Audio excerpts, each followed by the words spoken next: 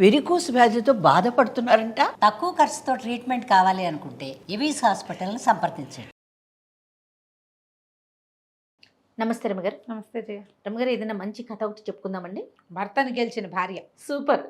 ప్రేక్షకులందరికీ చాలా ఉత్సాహంగా ఉంటుంది జయ. అవునండి, మన ఫాలోవర్స్ అందరు చాలా ఆనందిస్తారు. వినటానికే బాగుంది కదా. చందమామ కథ.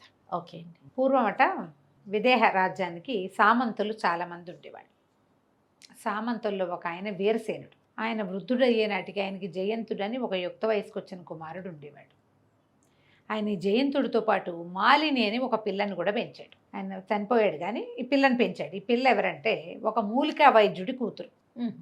ఏదో సందర్భంలో ఈయనకు దెబ్బ తగిలితే ఆ మూలికా వైద్యం చేసిన ఆయన బాగా సహాయం చేశాడు, వైద్యం చేశాడు. ఈయన ఆరోగ్యం చిక్కింది.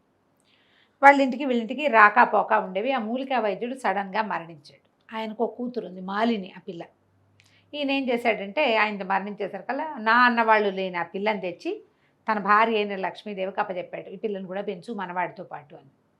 వీళ్ళ ఇంట్లో పెరిగింది మాలిని. అయితే ఈయనకి జయంతుడు కొడుకున్నాడు కదా, ఈ జయంతుడు మాలిని ఒక ఇంట్లోనే పెరిగారు. మాలినికి చిన్నప్పటి నుంచి జయంతుడు అంటే ప్రేమ, ఇష్టం. కానీ జయంతుడు ఎప్పుడు ఆ పిల్లని పెద్దగా పట్టించుకోలేదు. తమ ఇంట్లోనే ఉండటం, ఆ పిల్ల తనని అట్రాక్ట్ చేయడానికి ఏ వేషము వేయకపోవటంతో అతను ఈ పిల్ల బాగుందని అందుకని చక్కగా అదేదైనా వాళ్ళ చూపులు అవి చూస్తే బాగుండేది. ఆ పిల్ల ఎప్పుడూ చూసేది కాదు. కానీ ఇతనంటే ఇష్టం ఆ పిల్లకి. ఇద్దరు యుక్త వయస్కులు అయ్యారు. వీరసేనుడు మరణించాడు.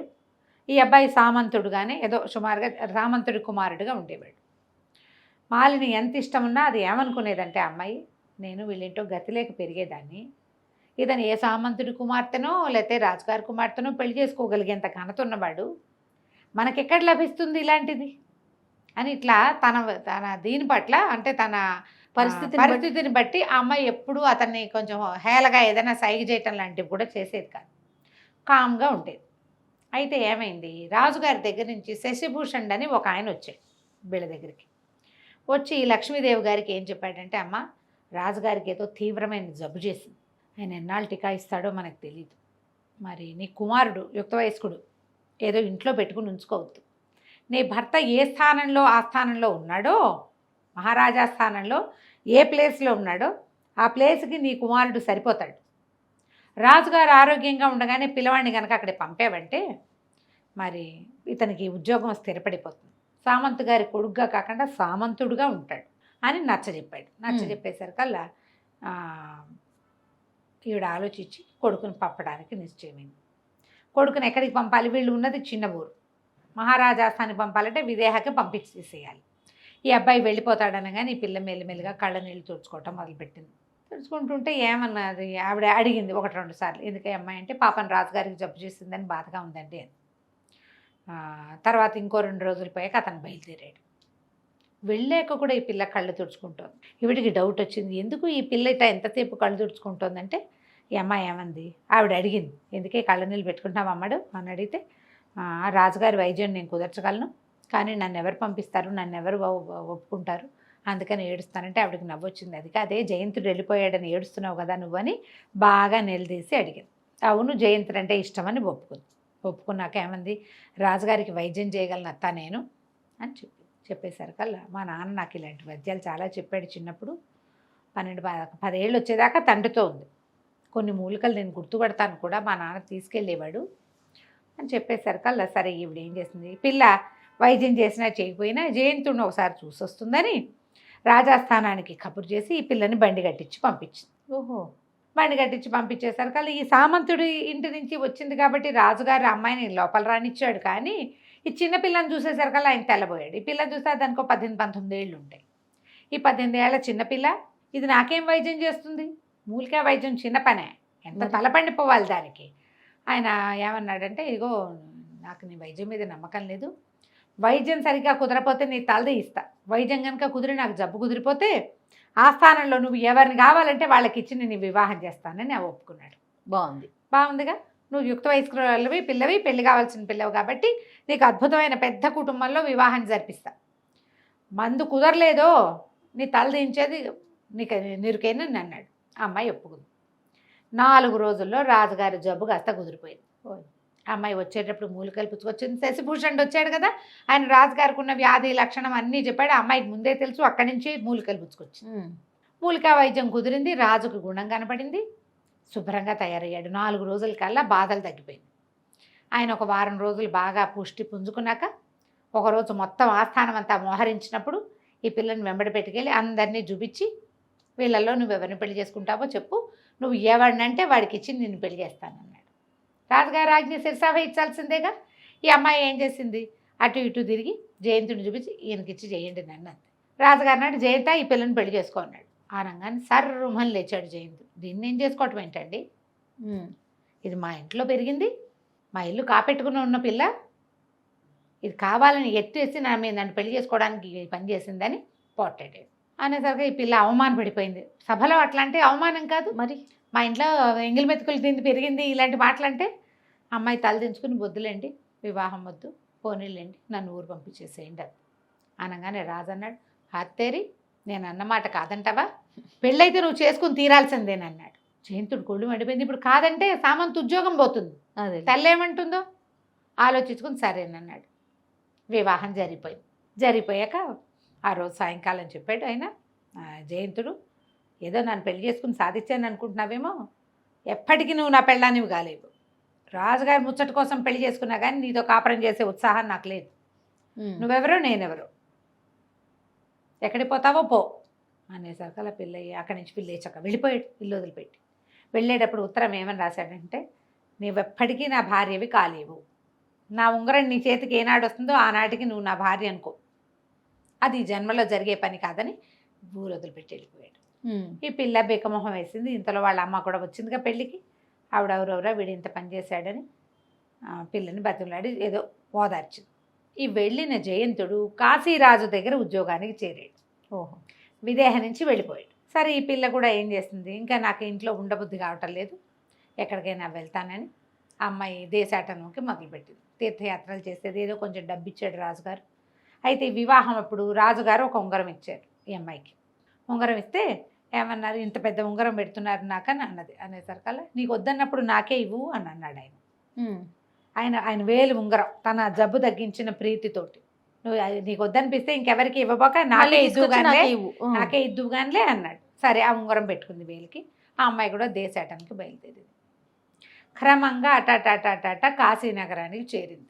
ఈ కాశీనగరంలో ఒక రాజకుటుంబానికి సంబంధించిన వాళ్ళు ఉన్నారు. ఆవిడ పేరు విమలాదేవి, భర్త లేడు.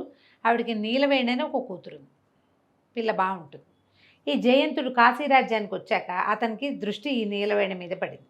ఈ అమ్మాయిని వివాహం చేసుకుంటానని కబురు చేశాడు. చేస్తే వాళ్ళు ఇంకా ఒప్పుకోలే.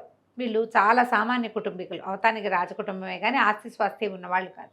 కానీ జయంతుడికి పెళ్ళయిందని, పెళ్ళి ఇష్టం లేక దేశాంతరాలకు వచ్చాడని ఒక వార్త ఉన్నది వాళ్ళకి తెలుసు. ఈవిడ ఈ అమ్మాయి మన మాలిని అని ఆ విమలాదేవి గారింటికి చేరింది. ఓకే, దేశాటం చేస్తూ తీర్థయాత్రలు చేసుకుంటూ వీళ్ళింటికి చేరేసరికల్లా సరే ఆవిడ ఒక సందర్భంలో చెప్పింది, ఈ పిల్లాడు ఒక అబ్బాయి అడుగుతున్నాడు, అతనికి వివాహం అయిందంటున్నారు, అది ఇది అనేసరికల్లా ఇవి బాగా ఆలోచించుకుని ఏం చేసింది, వాళ్ళకి నిజం చెప్పేసింది. నేనే అతని భార్యని, ఓ పని చేయండి, పిలిపించండి, ఈ అమ్మాయి మాట్లాడతాను, ఈ అమ్మాయితో మాట్లాడతానని అడుగుతున్నాడు. పిలిపించండి, నేను చెప్పినట్టుగా మాట్లాడితే చాలు, మీకు అనంతమైన సంపద మీ పరం చేస్తానని ఒప్పించుకుంటే సరే ఏం చేసింది, అతన్ని జయంతుడికి కబురు చేయించింది. జయంతుడు వచ్చి వీళ్ళతో మాట్లాడినప్పుడు సరే నీలవేణి పెళ్ళికి ఒప్పుకుని ఏదైనా ఇవ్వమని ఏం చేసింది, తన ఉంగరమేమో అమ్మాయికి ఇచ్చింది. అమ్మాయికి ఇస్తే అమ్మాయి ఏం చేసింది, ఉంగరాలు మార్చుకుందాం మనం అని చెప్పేసి జయంతుడి ఉంగరాన్ని నీలవేణి తీసుకుంది. నీలవేణి దగ్గర ఉన్నటువంటి మాలినికి రాజుగారు ఇచ్చిన ఉంగరం ఉంది కదా, అది ఇతనికి ఇచ్చేసరికల్లా సరే వివాహం చేసుకుందాం అనుకున్నాం. ఇంతలో ఏమైంది, ఈ మాలిని చనిపోయినట్టుగా ఒక వార్త పుట్టించారు. ప్రయాగలో ఎక్కడో మాలిని మరణించిందని. సరే ఇతనేమనుకున్నాడు, మాలిని ఎలాగో మరణించింది, ఈ లోపల తల్లి ఉత్తరం రాసింది. ఉత్తరం రాసి మాలిని మరణించిందని వార్త వచ్చింది, మరి నువ్వు ఇంటికి వచ్చేసి అమ్మాయికి తిలోదకాలు అవి ఇవ్వాలి కదా, భార్య కదా అనేసరికల్లా ఇతను బయలుదేరాడు. తను బయలుదేరి తల్లి దగ్గర మరి వివాహం చేసుకోవాలని అమ్మ దగ్గరికి వెళ్ళాలి, వాళ్ళని కూడా రమ్మన్నాడు. విమలాదేవిని నీలవేణిని కూడా రమ్మన్నాడు, వాళ్ళతో పాటు మాలిని కూడా బయలుదేరి. ఇంతలో ఏమైంది, ఈవిని చూడ్డానికి లక్ష్మీదేవిని చూసి చాన్నాళ్ళు అయిందని రాజుగారు ఆ ప్రాంతం వైపుకి ఏటో విడిది చేయడానికి వెళ్తూ రాజుగారు శశిభూషణుడు ఇద్దరు కలిసి ఈ లక్ష్మీదేవి గారి దగ్గరికి వెళ్ళారు, జయంతుడు వాళ్ళ అమ్మ దగ్గర. అదే సమయానికి ఇతను వచ్చాడు. వచ్చేసరికల్లా మాలిని ఎలా ఉంది ఏమిటి అని రాజుగారు అడిగేసరికల్లా మాలిని చనిపోయిందన్న వార్త చెప్తే ఆయన చాలా బాధపడ్డాడు. అయ్యో నాకు వైద్యం చేసింది ఎంత చక్కటి పిల్ల, జయంతుడికి ప్రాప్తం లేకపోయిందంటే శశిభూషణ్ అన్నాడు, జయంతుడు ఎట్లాంటి దురదృష్టవంతుడు, రాజు మాట నిలబెట్టలా, తల్లి మాట నిలబెట్టలా, భార్యని పోగొట్టుకున్నాడు. సరే ఈ మాటల సందర్భంలో ఈయన జయంతుడికి వేలుకున్న తన ఉంగరాన్ని చూశాడు రాజుగారు. ఆయనకి ఏం డౌట్ వచ్చింది, మాలిని చనిపోవటం ఏంటి, జయంతుడే దాన్ని చంపేశాడు. ఆ పిల్ల వేలికి నేను ఇచ్చిన ఉంగరం ఉంది. అమ్మాయి ఏం చెప్పింది, నా ఉంగరాన్ని మళ్ళీ మీకే ఇస్తానది, నేను పెట్టుకోలేకపోతే మీకే ఇస్తానది. నా దగ్గరికి రావాల్సిన ఉంగరం జయంతుడి వేలికి ఎలా వచ్చింది, జయంతుడి వేలికి ఎలా వచ్చింది అనేసరికల్లా వెంటనే జయంత చెప్పు, నిజం చెప్పు, నువ్వు మాలిని నువ్వు నా ప్రాణదాత, ఆ పిల్లని నువ్వు చంపేసి ఉంటావు, ఈ ఉంగరం నీ దగ్గరికి ఎలా వచ్చిందని చెడామడ అరిచాడు ఆయన. అరిస్తే ఇతను పెళ్లి సంబంధం మాట చెప్పకుండా ఎవరో ఒక అమ్మాయి ఎక్కడికో వెళ్తూ నా మీద విసిరేసిందని నువ్వు కట్టుకథ ఏదో చెప్పబోయాడు. చెప్పినా రాజు నమ్మల. ఈ వీడే ఆ మాలిని ఏలుకోవటం ఇష్టం లేక ఆ పిల్లని చంపేసి ఉంటాడు, అందుకే దాని వేలు ఉంగరం వీడి దగ్గరికి వచ్చింది, లేకపోతే ఎట్టా వస్తుంది నీ దగ్గరికి. అది ఇంతలో ఏమైంది, ఆ సుభద్రాదేవి మన విమలాదేవిను కూతురు ఈవిడ అమ్మాయి నీలవేణి వచ్చారు. వచ్చేసరికల్లా మాట్లాడుకుంటే ఇతను ఈ అమ్మాయిని నేను వివాహం చేసుకోదలుచుకున్నానని చెప్పాడు. చెప్పేసరికల్లా ఆ అమ్మాయి ఏమంది, నేనేం వివాహం చేసుకోను, ఈయన నాకేమి ఇవ్వలేదు, ఈ ఉంగరం ఈవిడ ఇచ్చిందంటే నేను ఎక్కడిచ్చాను నాకు తెలియదు అంటుంది అమ్మాయి. రాజుకు అర్థం కాల. ఇతను వీళ్ళ పేరు చెప్తాడు, వాళ్ళేమో మాకు తెలియదు అంటారు, నేను ఈ అమ్మాయికి ఉంగరం ఇచ్చానంటాడు, నాకేం ఉంగరం ఇవ్వలేదు, నా వేలికి ఉంగరం ఏమీ లేదంటుంది అమ్మాయి. ఇతను ఉంగరం ఏమైంది, ఇంతలో మాలిని వచ్చి ప్రభువుకు నమస్కారం చేసింది, అత్తగారికి దండం పెట్టింది, శశిభూషణ్కి దండం పెట్టేసరికల్లా ఆయన వాళ్ళని, అమ్మ బతికే ఉన్నావా, నువ్వు చనిపోయావని చాలా బాధపడుతున్నాం మేము అనేసరికల్లా నేను బతికే ఉన్నాను. అయితే ఇతను అన్నాడు, నేను మాలిని కంటితోటి చూడలే ఇప్పటిదాకా, ఇప్పుడే చూస్తున్నా, ఆ ఉంగరం నా దగ్గరికి ఎలా వచ్చిందో నాకు అర్థం కావట్లేదు అంటే నేనే ఇచ్చాను, ఇదిగో ఈ ఉంగరానికి మారుగానే తన చేతికున్న ఉంగరం చూపించింది. ఆ చేతి ఉంగరం ఎవరిది, జయంతుడిది. వాడు ఏం చేశాడు, రాశాడు ఉత్తరం, నా ఉంగరం నీ చేతికి చేరితేనే నువ్వు నా భార్య అయినట్టు అని చెప్పాడు. ఇప్పుడు ఉంగరం చేస్తే భార్య అయిన ఒప్పుకోవాల్సిందే కదా, అంతేగా. నిర్ఘాంతపోయాడు అతను. ఆ అమ్మాయి ఏం చెప్పిందంటే, నాకు ఇంకో దారి లేకపోయింది, నేను కావాలని చేయకుండానే ఇలా జరిగింది, ముందు అతను పెళ్లి చేసుకునే ఉద్దేశంతో మీకు వైద్యం చేయలే, మీరు అన్నారు కాబట్టి నేను అతన్ని చూపించాను అనేసరికి జయంతుడు కూడా సర్దుకున్నాడు. అతను పెళ్ళినప్పుడు చూసిన పిల్ల వేరు, ఈ 3 సంవత్సరాల్లో ఈ అమ్మాయి ఇంకా చక్కగా తయారైంది. నీలవేణిని మాలిని పక్కపక్కన చూస్తే మాలినే బాగుందనిపించింది.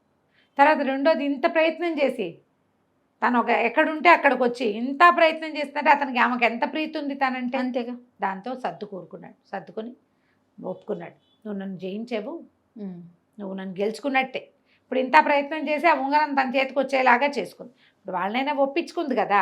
దాంతో రాజుగారికి దండం పెట్టి, మీరు చేసిన పెళ్ళిని నేను నిలబెట్టుకుంటాను, మాలిని నేను నిలుకుంటాను, నాతో పాటే ఉంటుంది, మేము ఇంకా భార్యాభర్తలుగా జీవిస్తామని రాజుకి అమ్మకి దండం పెట్టాడు. మాలిని ఏం చేసిందంటే తన అత్తగారు తనకి ఇస్తానన్న బంగారాన్ని అంతని ఈ నీలవేణికి ఇచ్చేసింది. ఎందుకంటే ఆమె వివాహం అవ్వాలి, వాళ్ళకి దగ్గర డబ్బులు లేవు కదా, మాట ఇచ్చింది కదా, అనంతమైన ధనం ఇస్తాను.